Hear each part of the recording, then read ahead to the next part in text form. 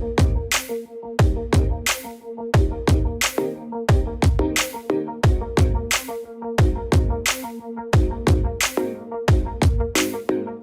imagine you worked for a car company and an executive in that car company came to you and said, what I'd really like you to do is to build me a rival to the Fiat 500.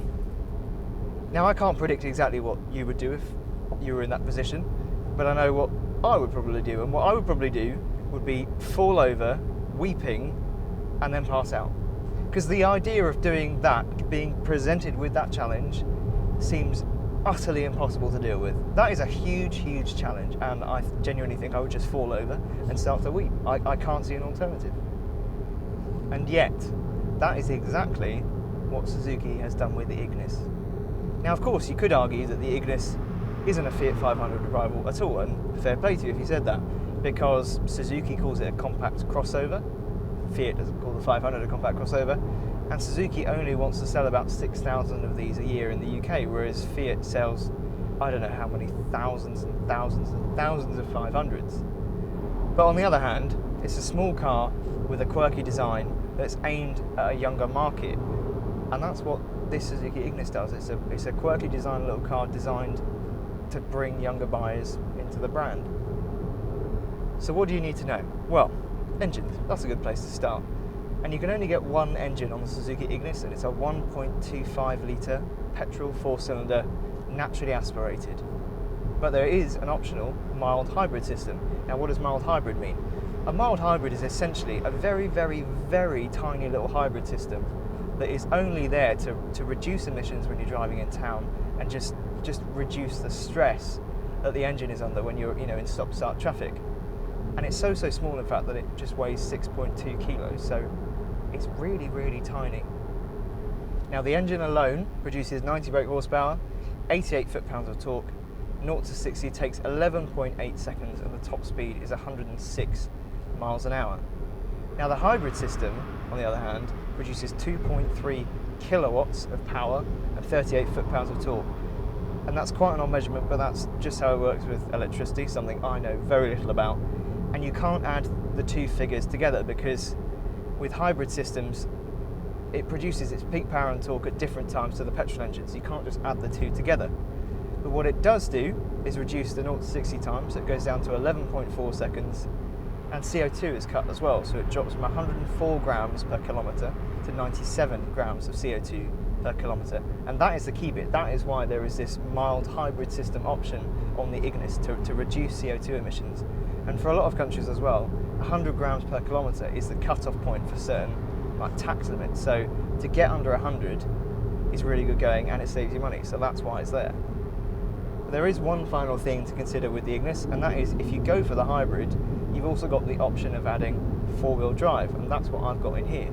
What the four-wheel drive system does is it actually ups the CO2 to 106 grams per kilometre, reduces the 0 to 60 time to 11.1 seconds, so it's the fastest Ignis you can buy, but it also reduces the top speed slightly to 103 miles an hour. Now if you've managed to stay with me through all of that, then bravo, I applaud you, because that is a lot of information to get your head around, and frankly, I've been struggling to remember it all. Now the important question is, how does the Ignis drive? Now I've driven both the front-wheel drive, normal, non-hybrid Ignis, as well as the four-wheel drive car. Off the line it does feel marginally faster, but only marginally. 11.1 versus 11.4 or 11.8. You've got to be focusing pretty hard to feel that. But where you do feel the difference is just with the amount of grip it's got. It feels like you can just chuck it into a corner and it'll stick. And part of that is the four-wheel drive system, but part of that also is the fact that the Ignis really doesn't weigh very much at all. In front-wheel drive form it weighs about 850 kilos. In four-wheel drive form it weighs 920, something like that. And that is super, super light. However, if you do chuck it into a corner, be warned, there is an awful lot of roll, and I mean a lot of roll. It's quite funny really, because you've got to be quite brave to chuck it into a corner at the speeds that it will do, but you've got to have some commitment and some guts to do it, because it does feel like you're kind of leaning on the wing mirrors.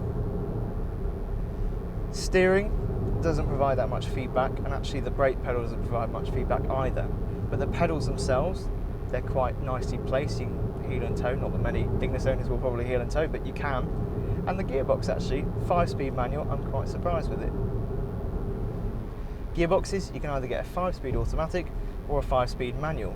But when you get to the hybrid versions, you can't have the automatic anymore. You can only have the 5-speed manual.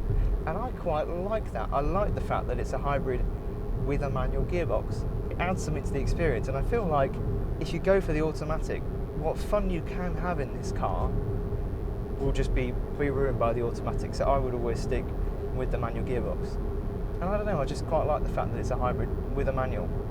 I can't think of any other companies that do hybrids with a manual gearbox. I'm sure there are some, so before you comment and say, oh, this has got a 6-speed manual, I'm sure there are, but I can't think of any. Now finally, the looks.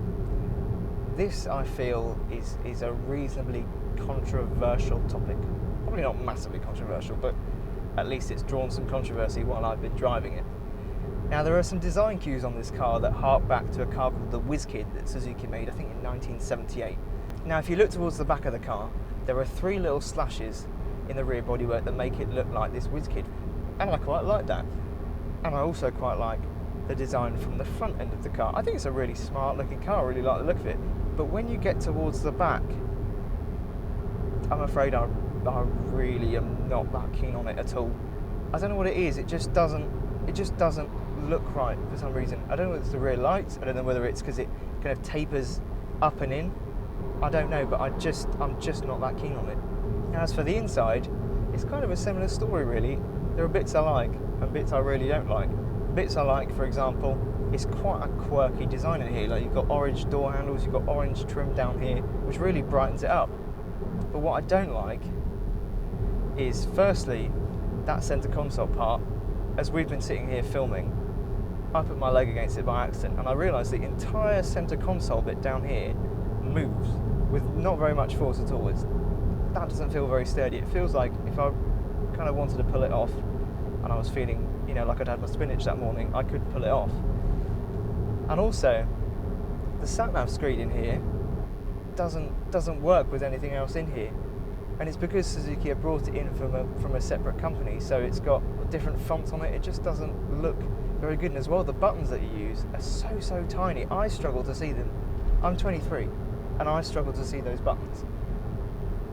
Now you can get a Suzuki Ignis for £9,999, and that's for the entry-level trim. For the top spec trim, it's £12,999. And if you want the four-wheel drive system on top of the hybrid system, that's another £1,000, so that's £13,999.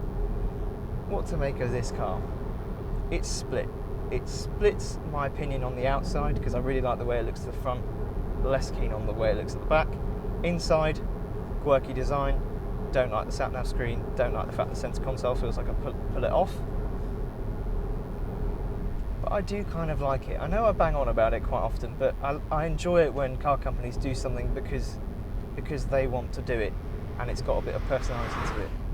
But I do also feel like it's quite a limited market. For this particular one, the hybrid four-wheel drive manual gearbox, I can't imagine many people will really need it.